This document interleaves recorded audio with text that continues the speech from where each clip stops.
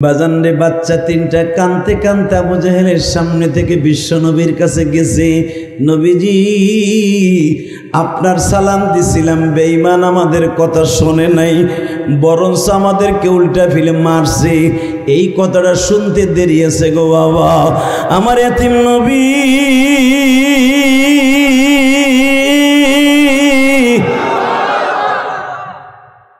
বেঈমানের সামনে দাঁড়ায় বললেন, বেঈমান দুনিয়ার সব আমার নবী মেনে নিতে পারেন, আমার আল্লাহ মেনে নিতে পারেন, কিন্তু এতিমের কষ্টের হাক আমার নবী মানতে পারেন না। কেন আমি ছিলাম এতিম, আমার আল্লাহ সেটাকে টার্গেট করে বলে বাবা জাদাকা আইলান ফাগুনা। নবী আপনার আমি এতিম অবস্থায় পেয়েছি, আপনার মনের দুঃখগুলো আমি মুছাইছি। আপনি টাকার মালিক ছিলেন না, টাকার মালিক বানাইছি। আপনার পয়সা ছিল না, পয়সার সন্ধান দিছি। ভালোবাসার মতো লোক ছিল না, সেই লোকও জোগাড় করে দিয়েছি। নবী আজকের মক্কার সবচাইতে বড় সম্ভ্রান্ত পরিবারে আপনার বিবাহ দিছি। এতিমদের কষ্ট আপনি বুঝবেন, এতিমরা যেন কখনো আপনার কাছ থেকে কষ্ট পাইয়া না যায়। আমি এতিমের পক্ষ নিয়ে আসছি। চাচা দিবা কি দিবা না? যখন বেঈমান বলতে গেছিল দিমু না, 1 সেকেন্ডের ভিতরে সুর পাল্টিয়ে কয় বাতিজা রে, আমি সব কিছু দিতে এখন রাজি আছি। মা দুঃখিনী বলে, দেখো রে আমার খুব ভয় লাগতেছে, জীবনে তো ডাক্তারের কাছে আসি নাই, আমারও আরো 2-3টা বাচ্চা হইছে, কোন বেলায় ডাক্তারের সিজার লাগে নাই গো, এইবার সিজার লাগতাছে, মন কেন জানো বলে আমি বাঁচব না।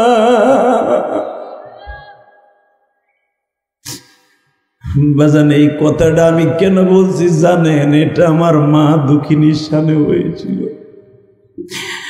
আমাদের 3টা ভাইকে জন্ম দিয়া আমার 4র্থ ভাইটা জন্ম দিতে যায়, আমার দুঃখিনী মা দুনিয়ার মায়া ছেড়ে চলে গেল গো মা।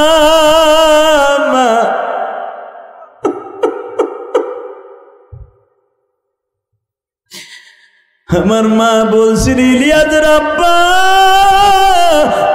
আমার ইলিয়াস মাদ্রাসায় গেছে, হরেকটা আমার দেখাইবানি। তখন আমার মা প্রেগনেন্ট অবস্থায়, বাবা আমার 4 নাম্বার ভাইটা আমার মায়ের পেটে থাকা অবস্থায় আমার মা আমারে বিদায় দিয়া বলছিল, ইলিয়াস রে যাও গো বাবা যাও, জীবনে হয়তো তোমার সাথে আর কোনোদিন দেখা হইব না। যদি আমি মা মরিয়া যাই, ও তালবে আলিম বাজানরা, আমি মায়ের ওয়াজটা কেন এত বেশি করে জানোস নি? আমার আব্বা আমারে বলছিল, ইলিয়াস রে তোমার পরীক্ষা চলতেছিল, তোমার মাকে আমি দেখাইতে পারি নাই গো বাজান, কারণ তোমার মা তোমারে দেখার জন্য পাগল হয়ে গেছিল, কারণ তোমার মা ভেবেছিল আর কোনোদিন আমি ইলিয়াসের মুখখানা দেখব না।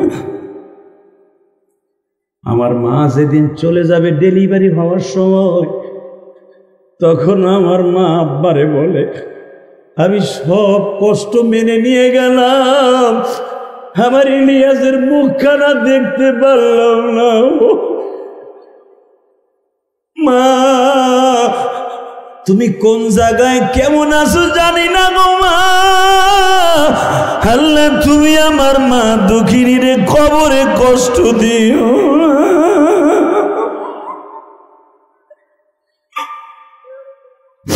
আমার মতোই মাজমার মধ্যে কার যেন জনম দুঃখিনী মা,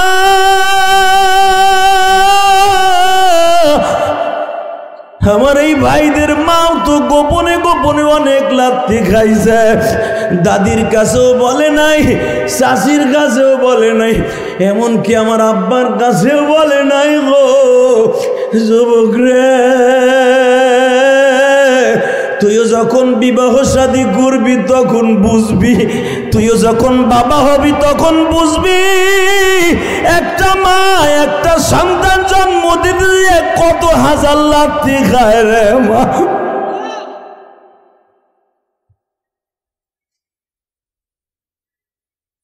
আমার মা আর মাত্র 5 মিনিট পরে বিদায় নিবে। আমার আব্বারে তখনও দাঁড়ায় দাঁড়ায় বলে, ইলিয়াসের আব্বা, আমার ইলিয়াসরে আনছেন।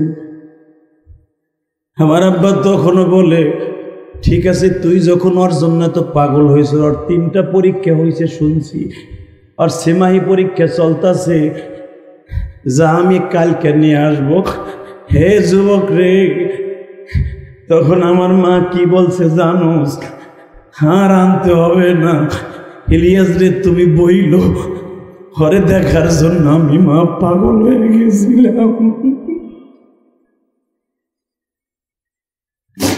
কিন্তু যাইবার আগে একটা কথা বলে দিয়া যাই, ইলিয়াসের আব্বা, আমার ইলিয়াস রে তুমি কোনোদিন কষ্ট দিও না। ঘরে মাদ্রাসায় পড়াবার জন্য যত যা কিছু দরকার হয় আমার বাবার সম্পদ বেইছে ওরে মানুষ কইর। ও যেন আমার কবরের পাশে দাঁড়াইয়া চিল্লাই চিল্লাই কান্দে। বাবা, আমি যেই মসজিদে আজকে 4 লক্ষ টাকার রড কিনা দিলাম, ওই মসজিদের সামনে আমার জনম দুঃখিনী মা ঘুমায় রয়েছে গো বাবা। আমি আজকের দানটা করতে পেরে আমার জীবনে সবচাইতে বেশি তৃপ্তি লাগতেছে।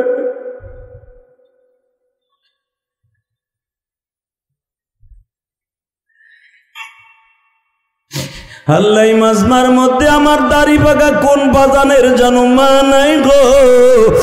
বাজান ভুলিয়া গেছেন এই চরের মধ্যে আজ থেকে 50 বছর আগে, 40 বছর আগে ঢাকার থেকে যখন আসতেন নৌকা লাগতো বাবা। আরে বাবা, যদি একটু আসতে দেরি হইতো, জনম দুঃখিনী মা আষাঢ় মাসে টর্চ লাইট লয়ে রাস্তায় দাঁড়ায় থাকতো। আমার আব্দুর রহমান আসতে দেরি হচ্ছে কেন? ও কি ওর নৌকাটা ডুবে গেছে না ও কোনো বিপদে পড়িয়া গেছে? বাবা, মা রাতের খাবারটাও খায় নাই রে জাদু ভাই। আমি তোদের 2টা পাও ধরে বলে দিয়ে যাই, মারে কোনোদিন কষ্ট দিস না ভাই, মারে কোনোদিন কষ্ট দিস না।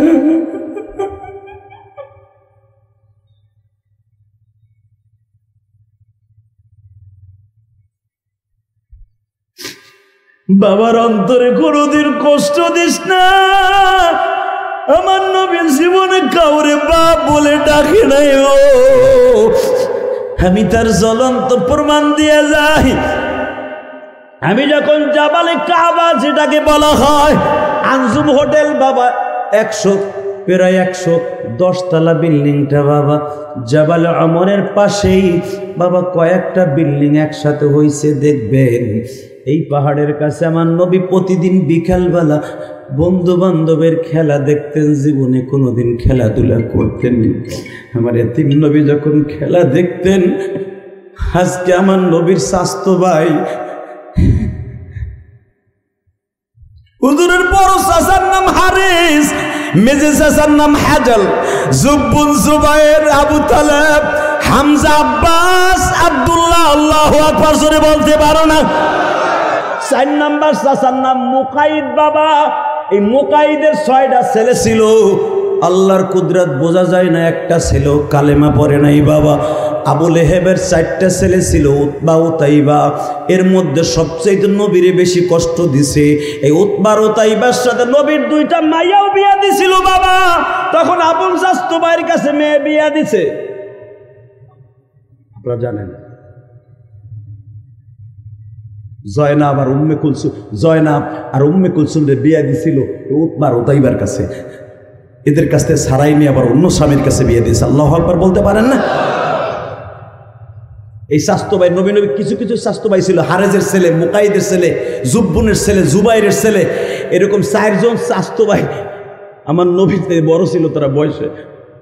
কারণ আমার নবীর বাবা ছিল 8 নাম্বার, আরো তো 8টা চাচা অনেক বড় বড়, তাদের ছেলে মেয়ে হয়েছে, বিয়া হয়েছে। ও বাবা, এই ঘরে স্বাস্থ্য ভাইয়ের সাথে গলায় হাত দিয়ে আমার নবী জাবালে কাবার ওখানে খেলা করতে যাইতেন। তো হুজুরের চাচার স্বাস্থ্য ভাই যেগুলা জুব্বুনের ছেলেরা বলতো, এ মুহাম্মদ, এই দেখ আমার আব্বা ইসা আমার লয়ে যেতেছে। আমার নবী তখন বইয়া বইয়া কান্ত। আল্লাহু আকবার বলতেন না? আর নবী বলতো, ঠিক আছে, আমি শুনছি আমার মার মুখে আমার আব্বা বলে সফরে গেছে, একদিন না একদিন আইব। হঠাৎ করে আজকে একটা কথা বলে ফেলেছে জুব্বনের ছেলে, মোহাম্মদ তোর মায়ের তোরে মিথ্যা বুদ্ধি দেয়। নওজুবিল্লাহ বলেন না। এই জন্যই তো আমার নবীর কাছে আল্লাহকে বলেছেন, লা তারফাউ আসওয়াতাকুম ফাওকা সাউতিন নবী, আমার নবীর সামনে এমন কোনো কথা বলবি না জোরে যেন আমার নবী কষ্ট পায়। দেখবেন এই আয়াতটা এখনো পর্যন্ত রসুলের রওজার উপরে লেখা, যেখানে আপনি সালাম দেন। আল্লাহু আকবার জোরে বলতে পারেন না? ওইখানে যাইয়া হাজিকে বারবার বলে, ইয়া হাজি সাল্লিম সাল্লিম লা তুকাল্লিম, এ সালাম দিবি, কোনো জোরে কথা বলবি না। লা তারফাউ আসওয়াতাকুম ফাওকা সাউতিন নবী, দেখ ওই দেখ তোর নবীর এখানে জোরে কথা বলা যাবে না, জোরে সালাম দেওয়া যাবে না, মনে মনে সালাম দে। পুলিশটা কিন্তু বলে, কেন তোর নবী জিন্দা বইয়ে রয়েছে রওজার মধ্যে, প্রত্যেকটা উম্মতের সালামের জবাব তোর নবী দিতেছে। আমার যেই নবী বইয়ে উম্মতের সালাম দেয়, ওই নবীরে গালি দিল জায়গায় মাইরে ফেলবো। রাজি আছো না নাই? কে কে রাজি আছো? আল্লাহকে দুই হাত রেখে দাও। আল্লাহ কবুল করেন, তোর কারণে আমিন। নবীর কষ্ট লেগে গেছে, 6 বছরের নবীর আমার কষ্ট লেগে গেছে। কি বলছে? তোর মা তোর লগে মিথ্যা কথা কইছে, তোর বাপ বাইসে নাই, তোর বাপ মরে গেছে, আব্বুর কাছে শুনছি, তোর বাপ ব্যবসায় যায় নাই, 6 বছর করে বাপ বিদেশ থাকে নি বেড়া। আমার নবী গালে হাত দিয়ে আব্বা আব্বা কয়ে কান্দাছে। সন্দেহ হয়ে যায়, সবাই ঘুরে ফিরে আইছে, স্বাস্থ্য বাইরে আইছে, মামাতো বাইরে আইছে, আমার নবীর ফুফাতো ভাই 6 জন ফুফু, সব ফুফাতো বাইরে চলে আসছে, আমার নবী আহে নাই। জাবালে কাবার দক্ষিণ পাশে বইয়া, কারণ জাবালে মারোয়া যেটা এই সোজাই দেখবেন উমরা গেটের ওই পাশে সেই জিন্দা মেয়েদেরকে দাফন করা হইতো, এখানে বই আমার নবী বইয়ে অবিসুরাতে কাঁদতাছে। সারা দুনিয়া আমার নবীরে যদি কেউ কষ্ট দিত, আমার আল্লাহর কলিজায় লেগে যেত। হুজুরের চাচা আবু তালেব রাস্তায় নেমে গেছে, কইরে বাতিজা, হুজুরের দাদা রাস্তায় নামছে, হুজুরের সব চাচারা নেমে গেছে, মুহাম্মদ কই? বারবার মুকাইদের ছেলেদের বলতে, তোগুলো কেন খেলতে গেল? মুহাম্মদ তো দেখছিলাম মনে কানতে, এখন যায় দেখেন দেখি না। বাজানে আপনাদের জানা সুলামা ইকরাম আল বিদায়া ওয়ান নিহায়া কিতাবের মধ্যে মুতালা করে দেখবেন, আল্লাহর কুতুব লেখেন, হুজুরের চাচা আবু তালেব যায় দেখে পাহাড়ের ডালুতে বইয়া নবী কান্দে আর বলে, আব্বা তুমি যদি দুনিয়ার কোন জায়গায় বেঁচে থাকো গো আব্বা, একটা বার কি মুহাম্মদ রে আসিয়া দেখে যাইতে পারো না?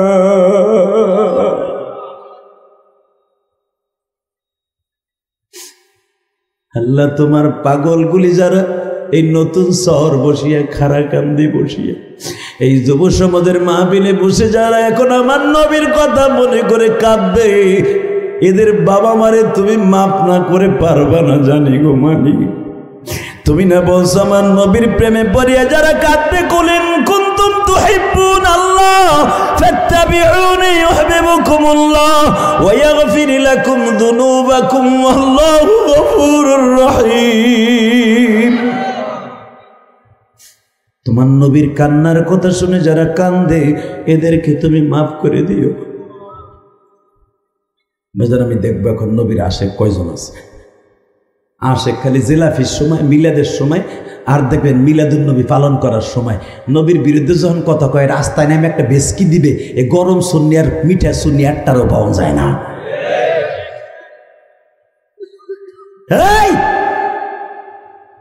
আমার নবী যায় দেখ আবু তালেব কান্দাছে, ভাতিজা কি লেগে কান্দেন বাবা? চাচা এটা সত্য কথা কয়, আমার আব্বা কি নাই? তোর মার কাছে জিজ্ঞা। আমি না পিছনে দাঁড়ায় দাঁড়ায় কান্দে, মা তুমি এতদিন আমার বুঝ দিয়েছো তোমার আব্বা আছে, আসবো, তোমার আব্বা ব্যবসায় গেছে। ও মা বলো তো, ব্যবসা তো 2 প্রকার, একটা হলো আখিরাতের ব্যবসা আর একটা হলো দুনিয়ার ব্যবসা, আমার আব্বা কোন ব্যবসায় গেছে? আমি না বলি, বাবা আমি আখিরাতের ব্যবসার কথা বলছি, তোমার বাবা আখিরাতের ব্যবসায় গেছে। বাবা আমি মিথ্যা কথা বলি নাই।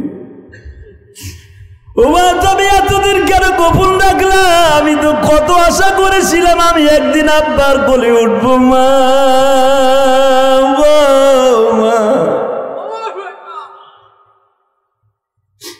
যদি আমার আব্বা আখিরাতের ব্যবসায় যায়, কোন দেশে পড়ে আছে মা একটু নিয়ে যাবা। তোমার দাদুর কাছে জিজ্ঞেস করো, দাদু ভাই আমার আব্বার কবরটা একটু দেখতে চাই। আবু তালেব কান্দে আর কয়, কলিজার টুকরা মুহাম্মদ রে, নানার দেশে দেখতে যাবা বাবার খবর, যেই কয়দিন যাইতে আর আসতে সময় লাগবে, এতটুকু সময় আমি তোমারে চোখের আড়াল করতে চাই না দাদু ভাই। কিন্তু তুমি দাবি করছো যাও, মাত্র 1 সপ্তাহের মধ্যে রিটার্ন চলে আসো। উম্মে আইমান দাসির দিলাম, মার সাথে যাও। বাজান আপনাদের জানা আছে, ভালো করে বুঝবেন গো বাবা। আমার ইতিম নবী মার সাথে যখন বাবার কবর দেখতে যায় গো, আমার আল্লাহ এই জন্যই তো বলছে ইতিমদের কষ্ট আপনি ছাড়া কেউ বুঝবে না নবী। আমার নবী নবুয়ত প্রাপ্তির পরে আজরাইলকে জিজ্ঞাসা করেছিল, আজরাইল রে, দুনিয়ায় সবচাইতে কোন মানুষটার জান কবজ করতে যে তুমি বেশি কষ্ট পাইছিলা? আজরাইল কয়েকজন মানুষের কথা বলছে বাবা, তার ভিতরে আমার নবীর মা একজন। আমি দেখব এখন কার মার কথা মনে পড়ে যাবে গো।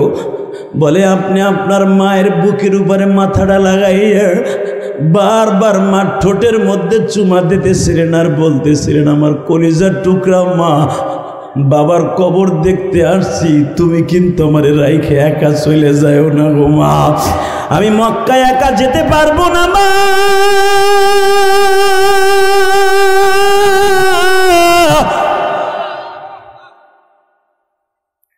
নবী যখন বারবার মার জন্য এই কথাটা বলতেছিলেন, আমি আজরাইল দাঁড়ায় দাঁড়ায় সহ্য করতে পারি না।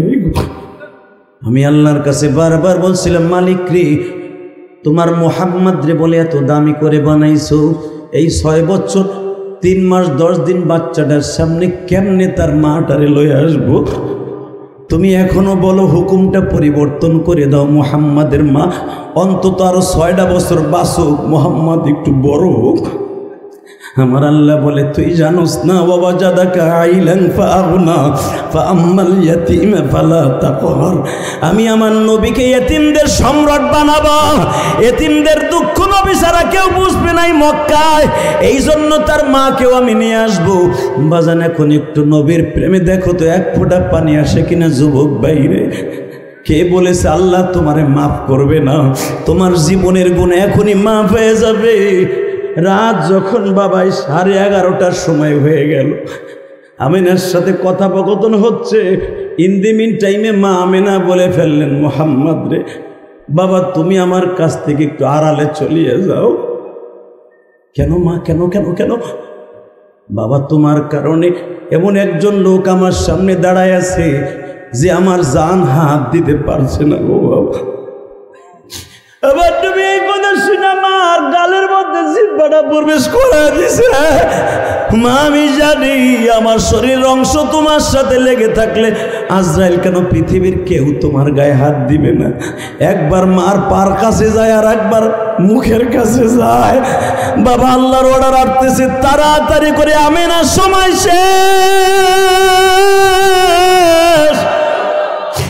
জিবরাইল যখন আমার নবীর মায়ের কপালে হাত দিবে, জানটা করে উড়িয়া যাবে পরাণ পাখি। মা,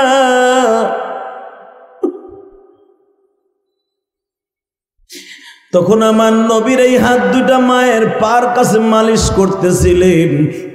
হঠাৎ করে দেখে মার কথা বলেন, মার বুকের মধ্যে পড়ে দিয়া বলছিল, মা গো,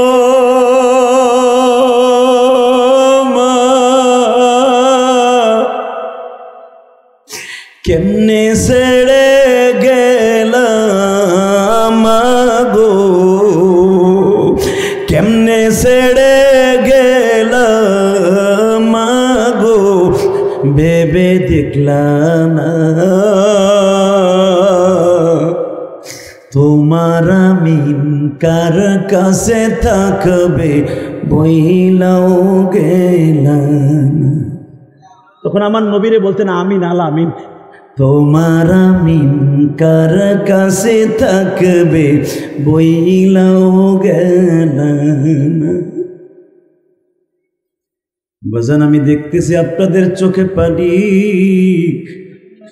উম্মে আইমান দাসে পিছনে দাঁড়াইছিল, নবীরে টান দিয়ে বুকে নিয়ে কয়, মুহাম্মদ রে বাবা, আপনার মা ইন্তেকালের আগে আপনারে আমার কাছে রাইখে গেছে। ও বাবা,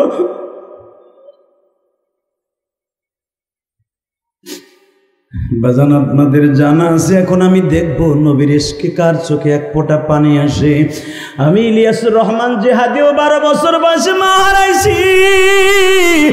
মাদ্রাসার থেকে আসিয়া দেখেও আমার আলেম ভাইরা আমার মা কি এমন একটা কাফন পড়াইয়া যেই মসজিদে দান করলাম বাবা আল্লাহর হুকুমে, ওই মসজিদের সামনে আমার মায়ের কবরের পাশে তারা রাইখা দিয়েছে। আমি শুধু আমার মায়ের এই কাফনের কাপড়টা একটু সরাইয়া আমার আব্বা আমারে দেখাইছিলেন গো বাবা। একটা চিৎকার দিয়ে আমি ইলিয়াসুর রহমান জেহাদি একদিন বেহুশ ছিলাম বাবা। আমি সেই ইতিহাস কোনোদিন ভুলতে পারি না রে। ও তালবে আলিম বাবাজিরা, আমার মতো তোমাদের যাদের মা নাই, ও তোমরাও মসজিদের কোনায় বয়া বয়া কান্দো। আমি যখন গৌহারডাঙ্গা মাদ্রাসায় চলে গেলাম, সব ছাত্র ভাইরা বাড়িতে যাইতো, আমি ইলিয়াস আল্লামা শামসুল হক ফরিদপুরের কবরের কাছে যাইয়া কাঁদতাম গো বাবা। সব ছাত্র ভাইরা বাসায় চলে গেল, আমার কেমনে যাবো গো মা? আমি বাড়ি যাইয়া তো তোমার মা বলে ডাক দিতে পারবো না।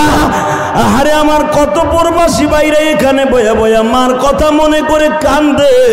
গতকালকে যেখানে মাহফিল করছি বাজার, একটা প্রবাসী সৌদি আরব রিয়াদ থাকে বাবা, আর একজন জেদ্দায় থাকে। আমার সাথে মুতে কথা কয় আর বলে, হুজুর আমি আমার আব্বারে বলছি জেহাদি সাহেবকে আপনি আপ্যায়ন করবেন।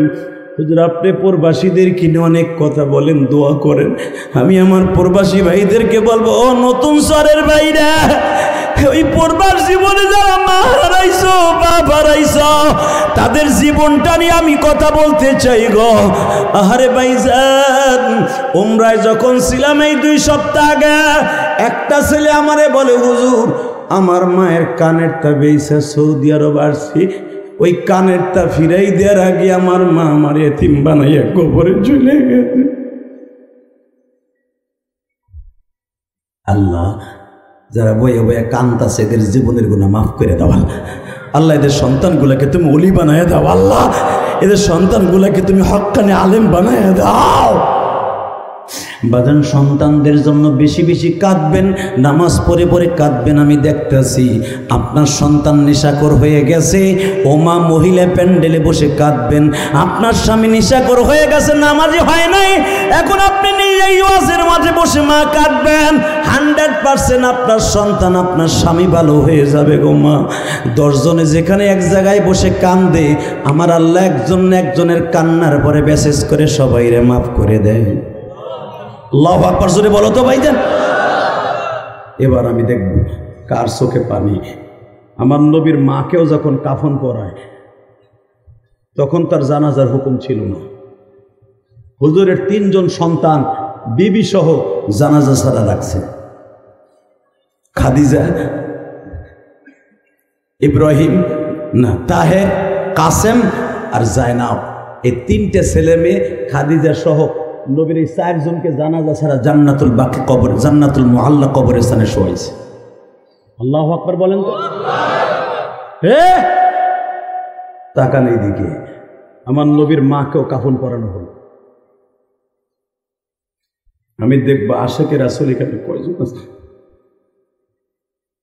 আমি ইলিয়াসুর রহমান জেহাদির একটা গুনাহগার বান্দি, আমার মায়ের জন্য যদি আমার এমন লাগে, আমার নবীর কেমন লেগেছিল। হুজুরের চাচতো চাচা, হুজুরের আপন কোনো চাচা নাই, মামা নাই। হুজুরের মামারা যখন তার মায়ের কবরে শোয়াইতে নিয়ে যায়, আমার নবী মায়ের কবরের ভিতরে লাফ দিয়ে নামছে। 6 বছরের নবী আমার, কেউ নবীরে বাধা দিয়ে ধরে রাখতে পারে নাই। মায়ের কবরের মধ্যে নাই মা, লাশটারে জোর করে ধরিয়া নবী একটা শিক্ষা দিছে, বাবা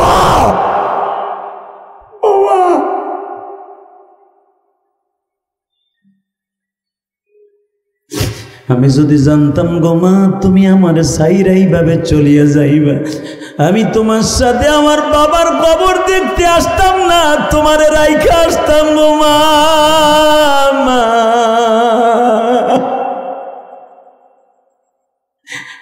তুমি কি একবারও ভাবলা না তোমার মুহাম্মাদের মুখে কে খাবার তুলে দিব মা?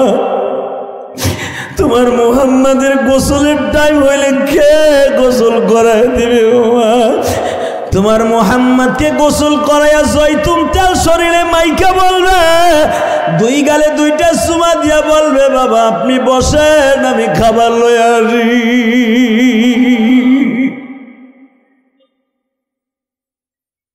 বাজানজারে দুনিয়ার সর্বশ্রেষ্ঠ মহামানব বলে ওয়া ইন্নাকা লাআলা খুলুকিন আযীম। স্রষ্টার সৃষ্টিজীবের মধ্যে যারা এত দামি করে বানাইলা, এই মানুষটা যদি মায়ের জন্য এত পাগল হয়, আমাদের মা বাবা এখনো বেঁচে আছে, কেন তাদের জন্য আমরা পাগল হব না? আল্লাহ যারা মা বাবার জন্য কাঁদছে তাদের জীবনের গুনাহ মাফ করে দাও। জোরে কোন আমিন, আরো জোরে বলেন আমিন। বাজান আমার দিকে একটা নজরে তাকায় থাকেন, আমি দেখবো বাবার পাগল এখানে কয়জন আছে গো বাবা। আমি কয়েকদিন আগে কুড়িগ্রাম গেছিলাম, লালমনিরহাটের একবারে বর্ডারে, যেখানের ঘটনা দেখে আমি ইলিয়াসুর রহমান জিহাদি পর্যন্ত কাঁদছি। ওখানে যাওয়ার পর একটা ছেলে বলে, হুজুর যেই ঘটনা আপনি টিভি বলছেন এটা আমার এলাকার ঘটনা। মায়ের কাছে টাকা চাইছে, মা নেশা করার টাকা দে। মা বলে আমি তালিম করি, রোজা নামাজ করি, তোরা নেশা করার টাকা দিবি না? দিবি না তোরা সবাই দিবি। নাউজুবিল্লাহ বলবি না ভাই? মার দিকে করামে যাতে তাকানো যায়, জবাই তো দূরের কথা, আহারে মা বাবার দিকে করা মেজাজেও তাকানো যায় না। এমন একটা বস্তু মার বাবা। যখন বলছে তোরা জবাই দিমু, এই কথা শুনতে দেরি আছে। মা কয় জবাই দিবি, আমার বিশ্বাস হয় না। পাটগ্রাম বর্ডার থেকে দুই ধারে ধারালো একটা চাকু কিনে লইছে, বাস্তব ঘটনা। চাকু কিনে নিয়ে আইসা আয়া দেখে মা শুয়ে রইছে। প্রথম আইয়াই মার হাত পাও দুটা বাঁধছে, বাইন্দা মার বুকের উপরে বইছে, বইয়া চাকু ঘুরাই আর কয় এইটা দিয়ে তোর এখন জবাই দিব। পুলিশ জিজ্ঞেস করে তোর মার গলার মধ্যে চাকুটা কেমনে ঢুকাইলি কত? কয় স্যার আমি যখন দুপুরে টাকা চাইছিলাম মা আমার জিত চেতাই দিছে, আমি আনোয়ার তখন আনোয়ার ছিলাম না, আমি জানোয়ার হয়ে গেছিলাম।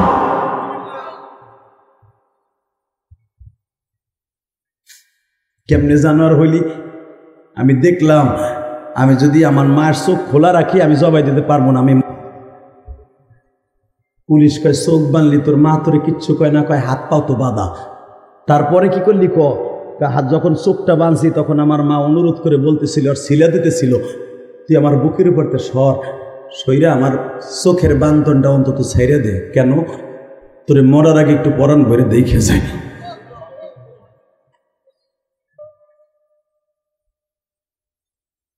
ঠিক আমার মাও আমার আব্বারে বলছিল, ইলিয়াসের আব্বা আমি মরার আগে আমি ইলিয়াসকে একটু পরাণ খুলে দেখে যাই। আমি মাদ্রাসার পরীক্ষার জন্য আমার মায়ের মৃত্যুর সময় আমি ছিলাম না। শুধু আমি তোদের দুইটা পাও ধরে বলবো, যুবক আমি জানি তোরা তোর মাকে জানের চাইতে বেশি ভালোবাসো। যে সন্তানগুলা মা বাবারে জানের চাইতে বেশি ভালোবাসে, ওদের জান কবজের সময় মৃত্যুর সময়ও কোনোদিন বেঈমান হইয়া মরবে না। কথা ঠিক না বে ঠিক? জোরে বলো, আরো জোরে, আরো জোরে। জীবন চলে গেল, মা বাবার দিকে কড়া মেজাজে তাকাবি না। পৃথিবীতে কয়েকটা জিনিস আছে তাকাইলে ডাইরেক্ট কবুল হদের সওয়াব হয়, তার ভিতরে মা আর বাবা। আল্লাহু আকবার বলতে বলতে পারলেন? আরো জোরে কোন, আরো জোরে কোন। তাহলে আমার সাথে ওয়াদা দে তো, যতদিন বাঁচবি কোনোদিন মা বাবার চেহারার দিকে তাকাইয়ে কড়া মেজাজে তাকাবি না। কে কে রাজি আছো? দিকে আল্লাহকে হাত তুলে দেখো তো, যুবক দেখো তো, দেখো তো। লিল্লাহি তাকবীর। নামাহা। আর একটা কাজ করবা, নিজে দোয়া করার আগে মা বাবার জন্য আগে দোয়া করবা। এই যে নিজের দোয়া করার আগে কি বলেন? রব্বির হামহুমা কামা, ও রব আমারে মাফ করার আগে আমার মা বাবারে তুমি মাফ করে কবরের ভিতরে তোমার কোলে রাখো, যেমনি আমারে আমার মা বাবা কোলে ভিটে করে মানুষ করছে। এই দোয়া আল্লাহ নিজে শিখাই দিয়েছে। আল্লাহু আকবার জোরে বলতে পারেন না? আল্লাহ আমার সাথে বলেন তো, আমার সাথে বলেন। আমার নবীরে যখনই বেঈমানরা কষ্ট দিত, আপনি জানেন মাক্কি জিন্দিগি 13টা বছর, তখনই আমার নবী বলতেন, চাচা আপনারা যে আমার মারেন, আপনারা জানেন এই মক্কায় আমার মাও নাই বাপও নাই। এই কথাটা বললে বেঈমানগুলো আর নবীরে মারতো না। আল্লাহু আকবার বললেন না? তা আমাদের সমাজে অনেক এতিম আছে না নাই? জীবন চলে গেলেও কোন এতিম নিয়ে কষ্ট দিবেন না। এতিম সন্তানদেরকে কষ্ট দিবে না। তোমাদের স্কুল কলেজে অনেক এতিম ছেলেরা তোমাদের ক্লাসে পড়ে, যদি শোনো ওর বাবাটা নাই, ওরে তুমি কাছে বসে আদর করবা, বিশ্বনবীর গাড়িতে জান্নাতে যাবা। এই যে শীতের মৌসুম আসতেছে, আমাদের আপনারা বকেন আমরা ওয়াজ করে টাকা নেই, আমাদের টাকাগুলো কই খরচ হয় একবার দেখো। আমার প্রত্যেকটা টাকা মসজিদ মাদ্রাসায় খরচ হয়। এই জিজ্ঞাসা করে বক্তাদের কাছে, সারা বাংলাদেশের বক্তারা জানে। আমি এই পর্যন্ত কেরানীগঞ্জে যে মসজিদটা করছি চড়াইলে 4 কোটি টাকা খরচ করছি। আমার এই রক্ত ঝরানো, ঘাম ঝরানো পয়সা। শুধু একটা কথা বলতে চাই, কেন মসজিদটা করছি? আমার মায়ের ওসিয়ত ছিল, ইলিয়াস যদি কোনোদিন টাকার মালিক হস, একটা মসজিদ মাদ্রাসা বানাবি। মাদ্রাসাও বানাইছি, মসজিদও বানাইছি। ওই যে আমার গ্রামে আমার বাবার বাড়ি মসজিদ একটা, আমার নানার বাড়ি মসজিদ একটা। আজকে নানার বাড়ি মসজিদে 4 লাখ টাকা দিছি, আর বাবার বাড়ি মসজিদে আর 1 লাখ টাকা দিছি গত সপ্তাহে মসজিদপুর ওয়াজ করে, গোপালগঞ্জ ওয়াজে যাইয়া।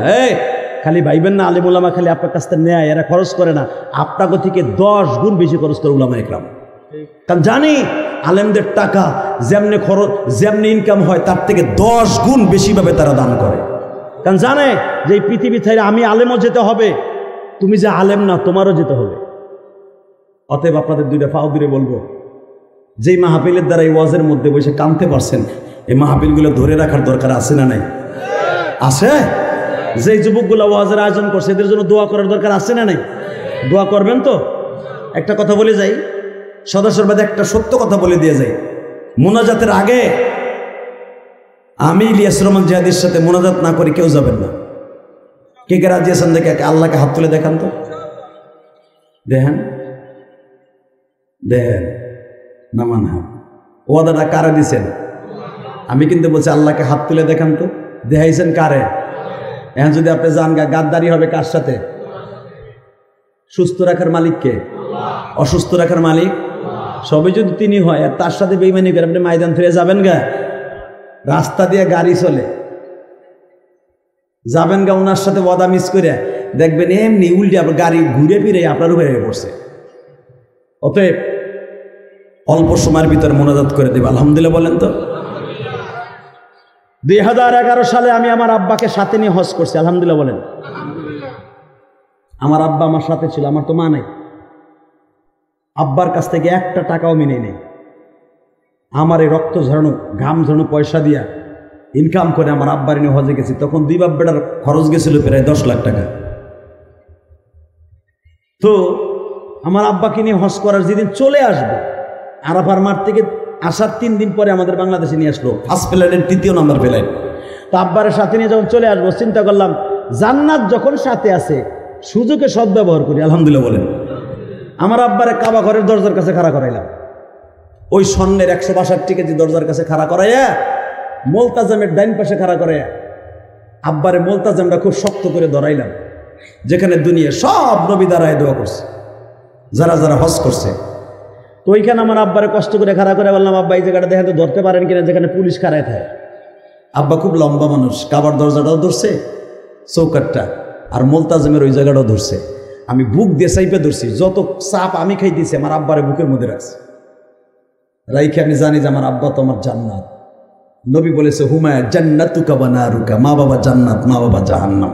তো কাবা ঘরের সাথে চাইপে ধরে রাইখা, যেখানে আমার নবী মোলতাজামে কপাল ঠেকায় বলতেন, আল্লাহ আমার মাও নাই বাবাও নাই, তুমি আসো আমার, তুমি কিন্তু আমার দোয়াটা শোনো, আমার উম্মতরে মাফ করো। ঠিক ওইখানে দ্বারা আমি বলছি, আল্লাহ আমার তো মা নাই, আমার আব্বার কাছে একটা জিনিস চাই। আব্বারে কইলাম, আব্বা 2টা জিনিস আপনার কাছে চাই। কি? 1 নম্বরে চাই আপনি আমার মায়েরা মাফ করে দেন। কারণ আমি জানি আমার মারে যদি আমার আব্বা মাফ না করে, আমি ইলিয়াস যতই দোয়া করবো কাজ হবে না। পৃথিবীর কোনো স্বামী যদি তার স্ত্রীকে মাফ না করে, কোনো নামাজ রোজায় কাজ হবে না। মহিলার গোষ্ঠী ভালো করে মাসলা বুঝো। কথায় কথায় স্বামীরে বেশকি দাও, কথায় কথা কইয়া স্বামীরে বাদ দিয়ে আর এক বেটার লাগে পরকিয়া করো না, মুগির ঘরে মুগি।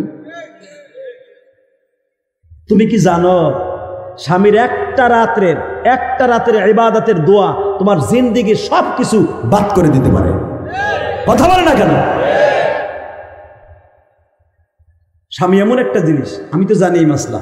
আমি পট করে আব্বারে কইলাম, আব্বা আমার মারে আপনি মাফ করে দেন। একটা শিক্ষার দিয়ে আমার জন্ম দুঃখ। বাবা কইলেন, আমার আব্বা এখনো বাইসে আছে, জিজ্ঞেস করতে পারেন। আল্লাহ আমি ইলিয়াসের মায়েরা মাফ করে দিছি। আমি তখন সুযোগ পাইলাম, আমার আব্বা যখন মাফ করছে, এখন আমার দোয়া কবুল হইব। আল্লাহ আমার আব্বা আমার মায়েরে মাফ করছে, আমিও তোমার কাছে বলছি আমার মায়েরে মাফ করো। আব্বা এবার আমার কিছু দেন। আব্বা আমার বুকের মধ্যে চাইপা ধরে কয়, তুমি কি চাও? আমি বলি, আপনি কোন? আব্বা প্রথম চটেই বলছে কি জানেন, আমার ইলিয়াস যত মাহফিলে যাবে অন্তত 2-1টা যুবকের চোখ দিয়ে হলো দর দর করে পানি ছেড়ে দেবে আল্লাহ। এই যে আপনারা যে আমার কথা কানলেন, এটা আমার ক্রেডিট না, এটা আমার বাবার দোয়া। আমার সাথে সুরালা বক্তা বাংলাদেশে অভাব নাই, সুর দিয়ে আমার কবর দিতে পারে, কিন্তু আমার মতো কান্দনী বক্তা নাই। এই মুসলমানের পোলা, ইউটিউবে যা শুনছেন বাস্তবও তাই। শুধু একটা কথা বলতে চাই, এটা আমার ক্রেডিট না, এটা আমার বাবার দোয়া, আমার মায়ের দোয়া। এ যুবক, এই যে আমার কথায় যে তোরা চাতক পাখির মতো তাকায় আসে, একটা যুবক ওঠোস না কেন? এটা আমার বাবার দোয়া, আমার অ্যাকাউন্টে ভরা।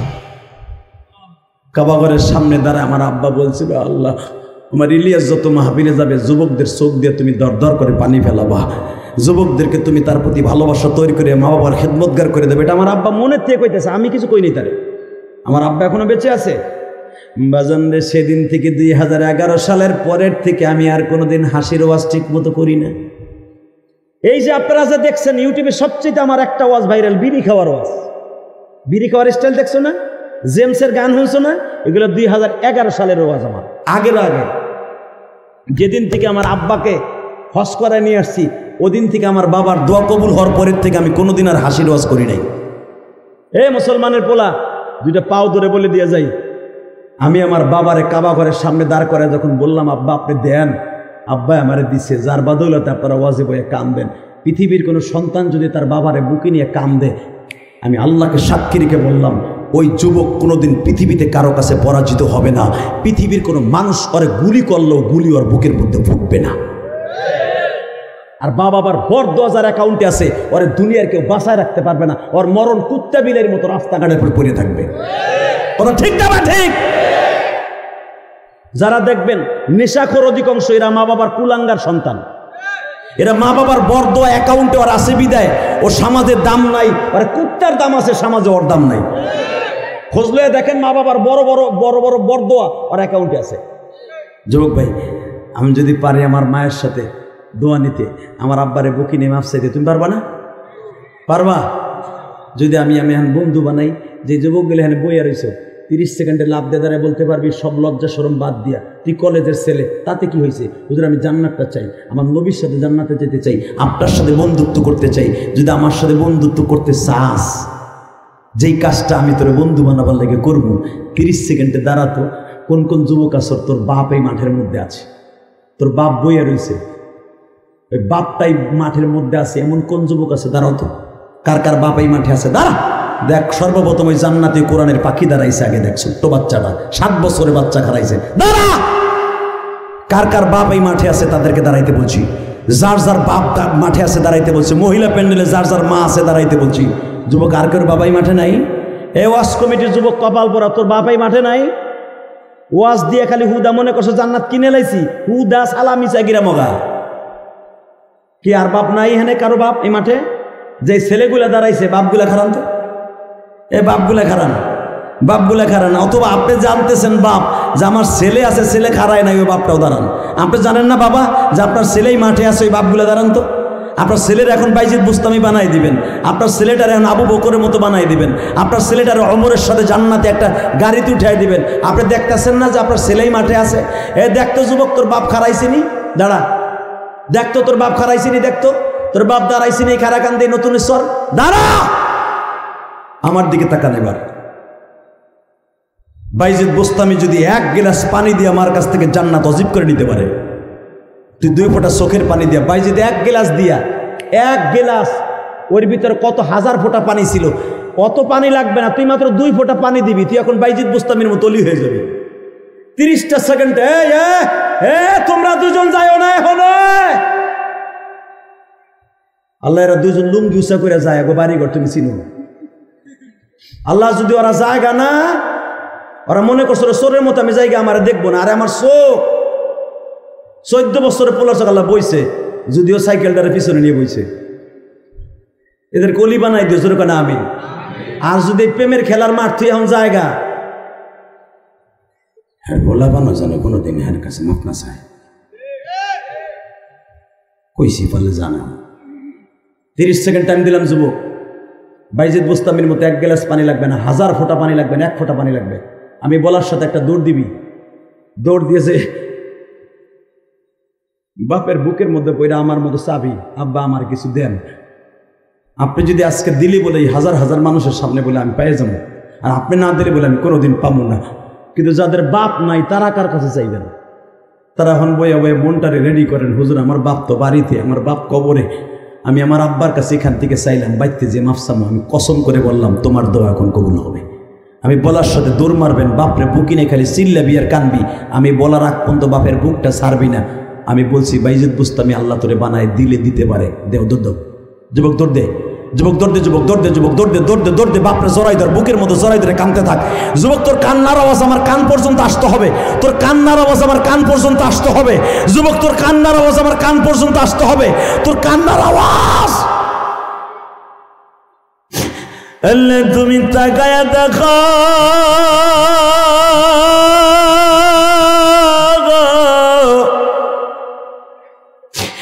যুবকের কান্নার আওয়াজ আমার কানে আসতেছে আল্লাহ যুবক ছোট্ট ছোট্ট কোরআনের পাখিগুলো বাবারে বুকে নিয়ে কান্দে আজকে 21 অক্টোবর তুমি তাকায়া দেখো 21 অক্টোবর 2024 সালে রাত 12টা তোমার কাছে সাক্ষী রাইখা গেলাম এই কেরানীগঞ্জে খারা কান্দি আল্লাহ নতুন সরের যুবক কে যেন বাপের বুকে ভরে কান্দে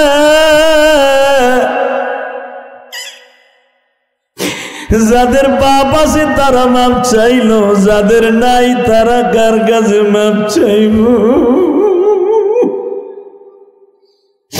আল্লাহ যারা কান্দে গো মহিলা প্যান্ডেলে বলবো মা একটা দৌড় দিয়া মায়ের বুকে নিয়ে কান্দ একটা দৌড় দিয়া শাশুড়ির বুকে নিয়ে কান্দ মা শাশুড়ি না থাকলে বড় বোন থাকলে কান্দ বড় বোনটারে বুকে নিয়ে বলো বোন রে মা বাবা তো আজকে নাই আল্লাহ দেখো কারা কান্দে এদের জীবনের গুনাহ মাফ করে দাও আল্লাহ আল্লাহ এদের সন্তানগুলোকে অলি বানায় দাও আল্লাহ আল্লাহ চাহে দেখো কেমনে কান্দে আল্লাহ হয়তো আমার বাজানদের মনে মনে ভাবতেছে হুজুর আমার ছেলে আমার বুকি নিয়ে কানলো কিন্তু আমি যে বাপ নাই আমার আমি কারে বুকি নিয়ে কানবো আল্লাহ যারা এই কথা মনে করে বইয়ে বইয়ে কান্দে দাঁড়াই দাঁড়ায় কান্দে এদেরকে তুমি মাফ না করে পারবা না আমি জানি আল্লাহ এই মাহফিলটা তুমি হেদায়েতের জরিয়া বানায় দাও এই 8 বছর ধরে মাহফিল হইতেছে আজকে 2024 সালের 21 অক্টোবরে মাহফিলটাকে এদের হেদায়েতের জরিয়া বানায় দিও এলাকার প্রত্যেকটা কবরবাসীকে মাফ করে দিও দেখো কেমনে কান্দে ছোট ছোট বাচ্চারাও বাবার বুকে পড়ে কান্দে এদেরকে ইমাম গাজালি বানায় দিও আল্লাহ যে যেখান থেকে কান্দতেছে তাদের চোখের পানিগুলো কবুল করো বহেন বয়া করেন এই মাহফিলগুলা প্রতি বছর দরকার আছে না নাই হ্যাঁ এই যে মুজাহিদি কান্দে ইমরান হোসেন মুজাহিদি বক্তায় কিন্তু বক্তারে ওয়াজ করে কান্দাইতে পারে না এত সহজ না এক আলেম আর এক আলেমরে কান্দাইতে পারে না কিন্তু আমি আল্লাহর হুকুমে পারি আমার ভিতরে আল্লাহ এমন একটা এবিলিটি দান করছে আলহামদুলিল্লাহ বলতে পারেন না কারণ আমি এমন একটা পয়েন্টে কথা বলি যে পয়েন্টগুলো আমার আল্লাহ সবাইরে ধরা খাওয়াই দিছে মা বাবার কাছে পৃথিবীর নবীরা শুদ্ধ ধরা কথা কর না কেন অতএব যারাই মা বাবার কাছে এই মাঠে বসে মাফ চাইছেন বাবার কাছে এরাই জান্নাতি যদি আপনি এই মুহূর্তে মারা যান আল্লাহ আপনাকে মাফ করে দিবে আর যারা চান নাই যাদের বাবা বাইতে আছে যাই হাত ধরে অন্তত মাফ চাই নিয়ে দিব পারবি না পারবি তো যাদের মা বাবা নাই আমি তাদের মা বাবার জন্য দোয়া করবো বাবা আমি গতকালকে মাহফিল ছিল আমার সেই জামালপুর ফজরের টাইমে বাসায় আছি শরীরটা অনেক দুর্বল আগামীকালকে চলে যাব সেই বিবারিয়া বাঞ্চারামপুর ওখানে যাই আপনাকে লেগে দোয়া করবো 30টা সেকেন্ডে মাত্র 3টা যুবক আমার লাগবে জানি না কার কপাল এখন ভালো হয়ে যাবে আমার নবী বলছে এটা জান্নাতের বাগান আলহামদুলিল্লাহ বলেন যে এই জান্নাতের বাগান করে দেবে তার মা বাবার আল্লাহ জান্নাতের বাগান করে দেবে